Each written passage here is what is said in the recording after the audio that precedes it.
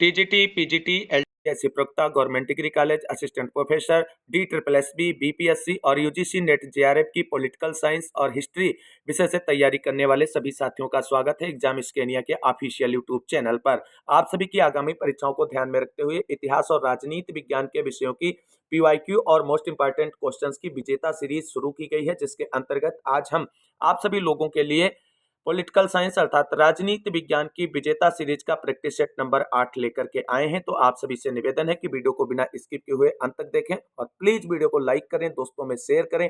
जितने भाई बहन चैनल पर पहली बार विजिट कर रहे हैं, आगे की तैयारी को फ्री ऑफ कास्ट जारी रखना चाहते हैं तो प्लीज चैनल को सब्सक्राइब करके बेल आइकन जरूर दबाएं। तो आइए दोस्तों शुरू करते हैं राजनीति विज्ञान की विजेता सीरीज का प्रैक्टिस सेट नंबर 8 और देखते हैं प्रैक्टिस सेट नंबर 8 का पहला प्रश्न। पहला प्रश्न दोस्तों आप सभी के सामने है और पहला प्रश्न है, निम्नलिखित में से कौन आत्मरक्षा के अधिकार को व्यक्ति का प्राकृतिक अधिकार मानता है। चार ऑप्शन आप सभी के सामने है, प्लेटो, हाब्स, बेंथम और बर्क। राइट आंसर यहां पर होगा आप सभी के लिए ऑप्शन नंबर बी, हाब्स।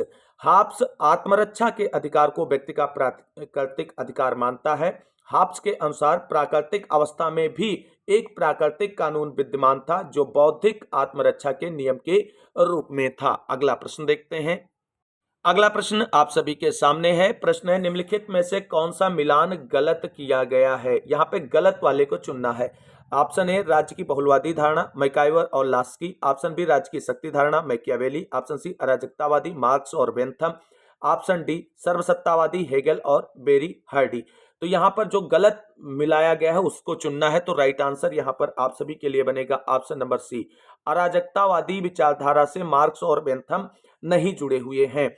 और यहां पर आप सभी को बता दें, मार्क्स वैज्ञानिक समाजवादी हैं जबकि बेंथम उपयोगितावादी विचारक हैं। और अराजकतावादी विचारकों की बात करें तो प्रोधा और गाडविन अगर यहां पर ऑप्शन में होते तो वो ऑप्शन सही होता। इस प्रकार से जो गलत मिलान है उसका सही आंसर चुनना था। Right answer option number C होगा।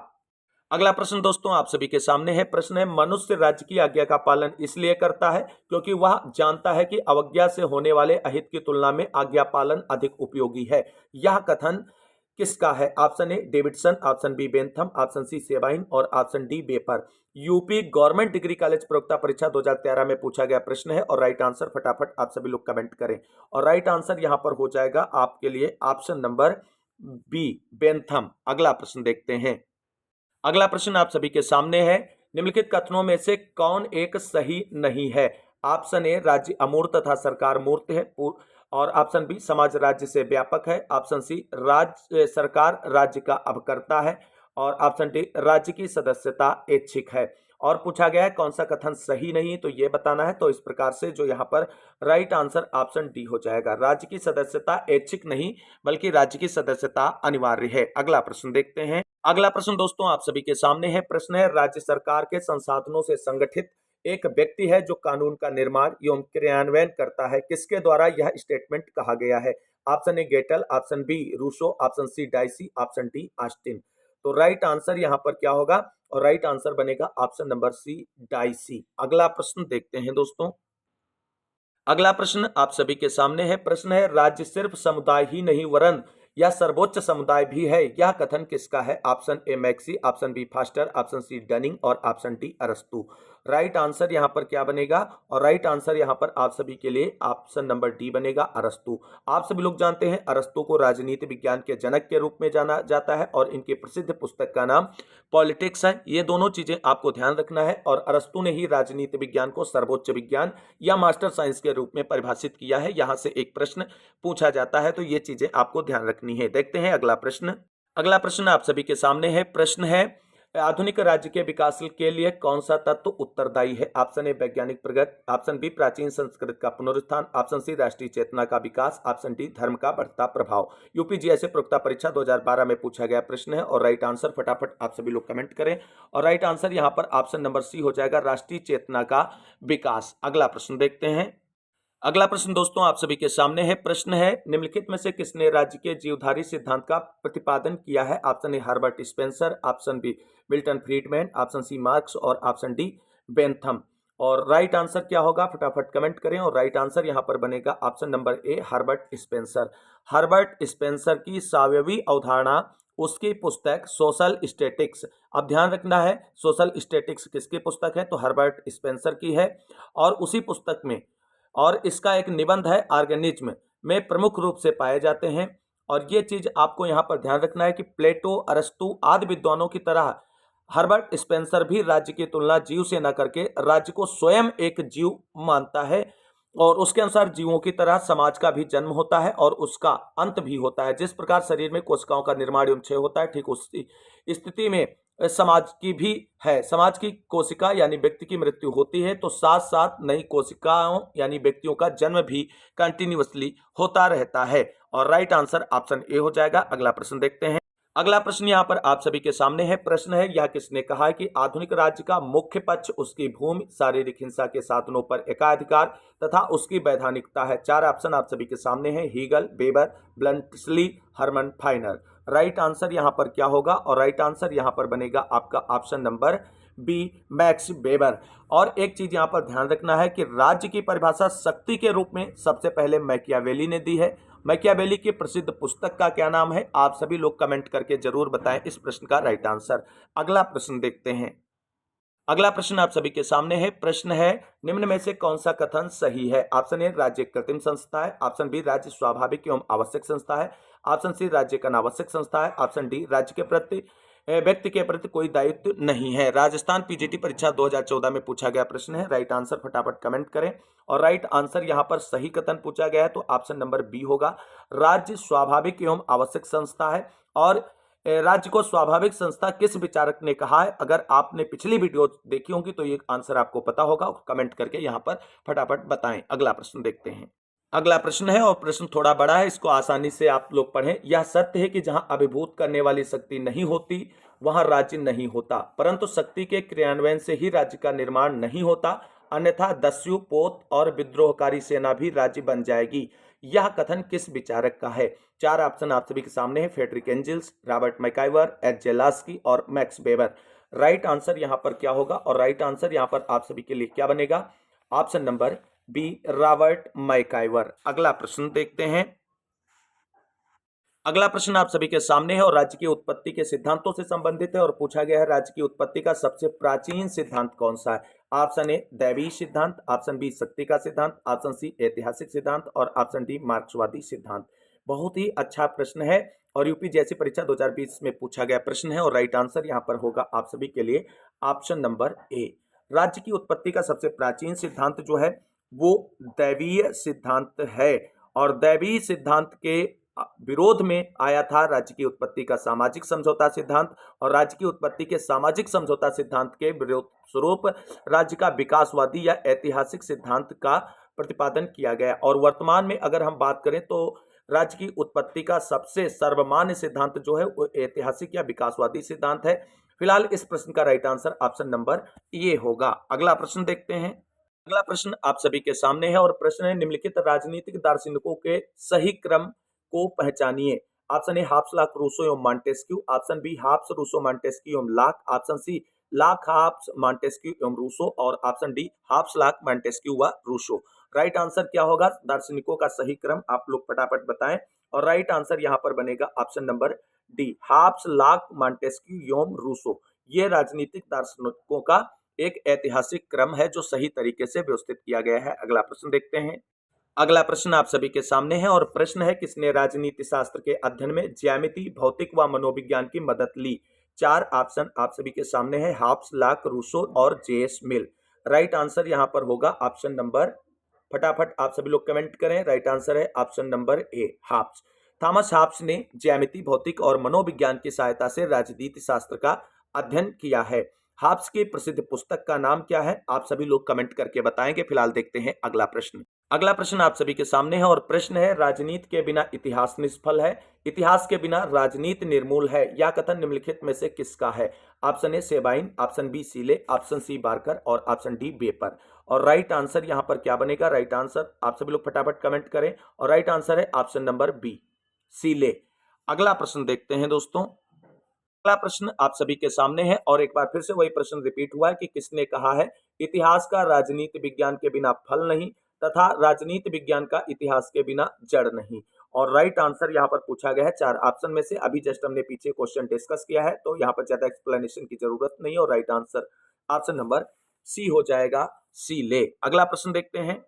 अगला प्रश्न फिर से एक बार रिपीट हुआ है आप सभी के सामने। इतिहास के बिना नागरिक शास्त्र जड़ विहीन है और नागरिक शास्त्र के बिना इतिहास फल विहीन है, किसका कथन है? 4 ऑप्शन आप सभी के सामने हैं और लगातार ये क्वेश्चन रिपीट हो रहा है। इसका मतलब ये क्वेश्चन आप सभी के लिए बहुत ही इंपॉर्टेंट रहने वाला है और इसमें भी right answer option number B होगा, सी ले। अगला प्रश्न देखते हैं। अगला प्रश्न आप सभी के सामने है और प्रश्न है, राज्य की उत्पत्ति के संबंध में ऐतिहासिक सिद्धांत प्रतिपादित किया गया था, किसके द्वारा प्रतिपादित किया गया था ये आपको बताना है। हेनरी मैन द्वारा, ट्राइट्स के द्वारा, ओपेनहाइमर द्वारा या दुर्खीम के द्वारा। पीजीटी परीक्षा 2005 में पूछा गया प्रश्न है और इंपॉर्टेंट प्रश्न है और राइट आंसर यहाँ पर आप सभी के लिए क्या बनेगा? ऑप्शन नंबर ए, हेनरी मैन के द्वारा। राज्य की उत्पत्ति के संबंध में ऐतिहासिक अथवा विकासवादी सिद्धांत का प्रतिपादन सर हेनरी मैन द्वारा किया गया।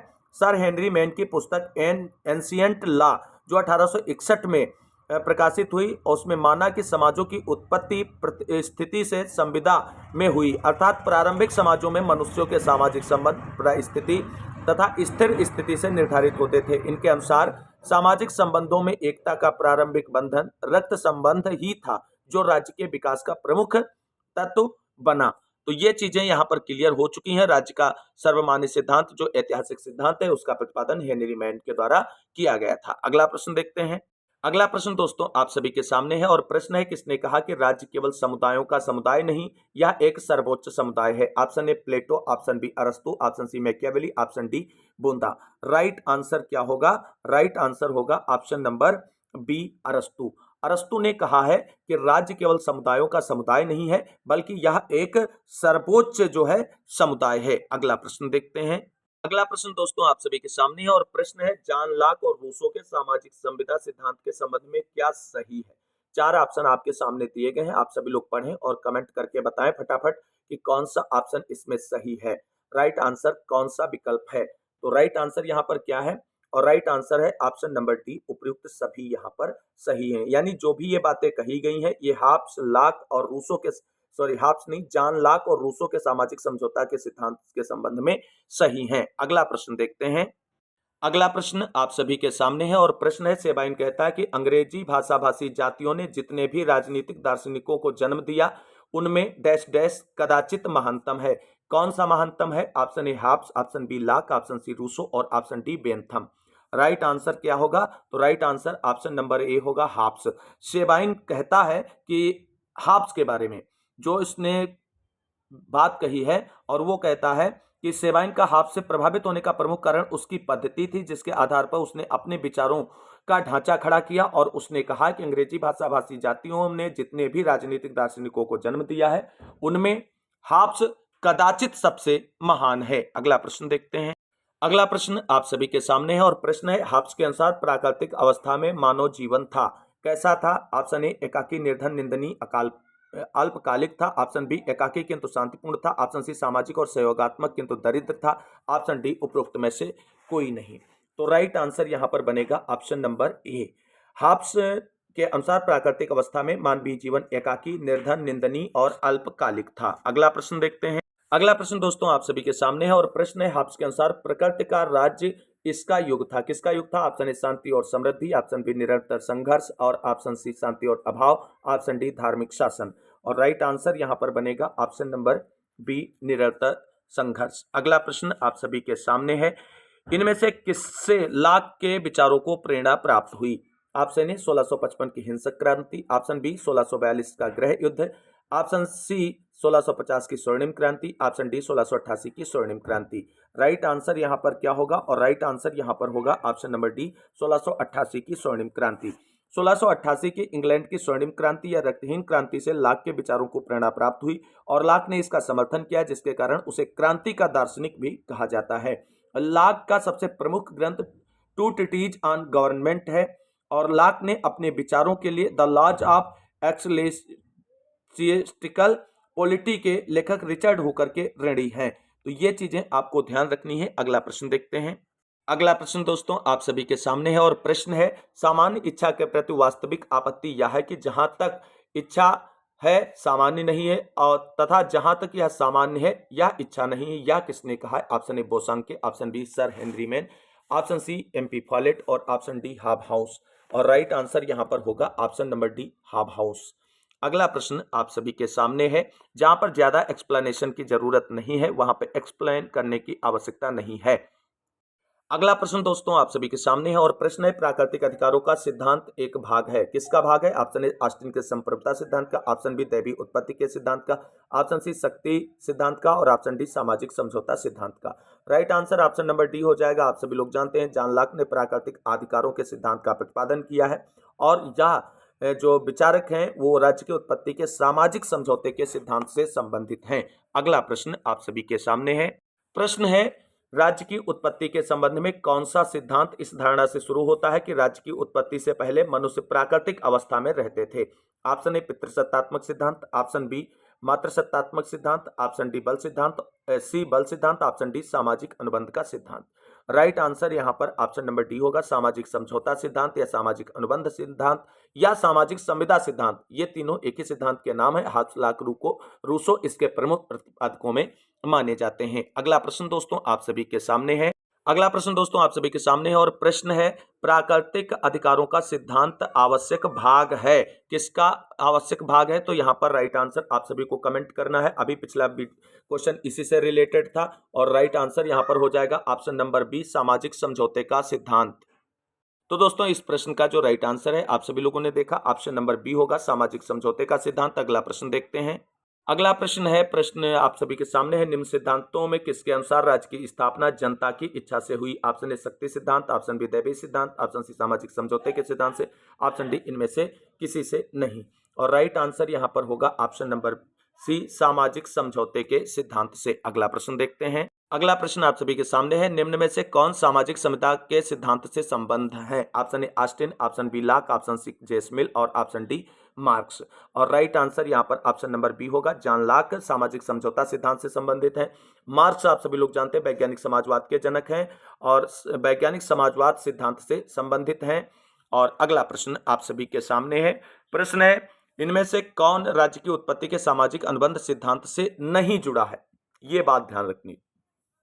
Option A Hobbes, option B Locke, option C Rousseau, option D JS Mill. Right answer क्या होगा? और राइट आंसर यहां पर होगा option number D. JS Mill जो है वो सामाजिक समझौता सिद्धांत से नहीं जुड़े हुए हैं, बल्कि ये एक उपयोगितावादी विचारक हैं, जबकि हाब्स, लॉक और रूसो ये तीनों विचारक सामाजिक समझौते सिद्धांत के प्रतिपादक हैं। अगला प्रश्न देखते हैं। अगला प्रश्न दोस्तों आप सभी के सामने है और प्रश्न है, निम्न में से किस विचारक ने सामाजिक समझौता के सिद्धांत की आलोचना नहीं की है? Option A Karl Marx, option B Wright, option C Vaughan, option D Green. और राइट आंसर यहां पर हो जाएगा ऑप्शन नंबर बी, राइट ही राइट है, ये चीज यहां पर ध्यान रखना है। अगला प्रश्न देखते हैं। अगला प्रश्न दोस्तों आप सभी के सामने है और प्रश्न है, निम्नलिखित में से कौन सी रचना एक संविदावादी विचारक की नहीं है? इस बात को ध्यान रखना है। Option A social contract, option B Leviathan, option C On Liberty, option D Two Treatises on Government. तो यहां पर राइट आंसर आपका होगा option number C, On Liberty जो है वो संविदावादी विचारकों की रचना नहीं है। हाब्स, लॉक तथा रूसो आप सभी लोग जानते हैं संविदावादी विचारक हैं। सोशल कॉन्ट्रैक्ट रूसो की जो 1762 में प्रकाशित हुई पुस्तक है, लेवियाथन थॉमस हाब्स की तथा Two Treatises on Government John Locke की पुस्तकें हैं। और जो ऑन लिबर्टी है ये जेम्स मिल की रचना है और मिल एक उपयोगितावाद का अंतिम समर्थक तथा व्यक्तिवाद का अग्रणी विचारक माना जाता है। अगला प्रश्न है। अगला प्रश्न दोस्तों आप सभी के सामने है। प्रश्न है, सामाजिक संविदा के सिद्धांत के अनुसार राज्य एक नैतिक संस्था है, राज्य एक मानवकृत संस्था है, राज्य प्राकृतिक एवं आवश्यक है, राज्य की प्रकृति सावयवी है। क्या होगा राइट आंसर? बहुत इजी क्वेश्चन है और right answer option number B होगा, राज्य एक मानवकृत संस्था है, यह सामाजिक समझौता का सिद्धांत मानता है। आज के वीडियो का अंतिम प्रश्न आप सभी के सामने है दोस्तों। अगला प्रश्न है आप सभी के सामने, आज के वीडियो का अंतिम क्वेश्चन है, सामाजिक अनुबंध सिद्धांत पर आधारित है राष्ट्रीयता, संविधानवाद, व्यक्तिवाद और समाजवाद। यहां पर राइट आंसर क्या होगा? Right answer option number C होगा, व्यक्तिवाद।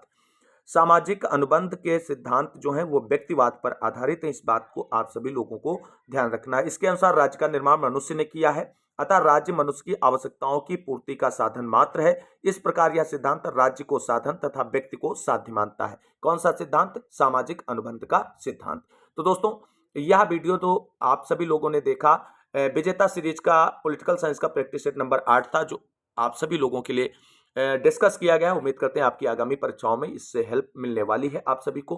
अगर आप सभी को वीडियो अच्छा लगा है तो लाइक करें, दोस्तों में शेयर करें और चैनल को सब्सक्राइब कर लें आगे की तैयारी को फ्री ऑफ कास्ट जारी रखने के लिए। इस वीडियो को अंत तक देखने वाले सभी भाई बहनों को तहे दिल से शुक्रिया, बहुत बहुत धन्यवाद। मिलते हैं अगली वीडियो में लेटेस्ट और न्यू प्रैक्टिस सेट के साथ। तब तक के लिए सभी साथियों को जय हिंद, जय भारत, वंदे मातरम।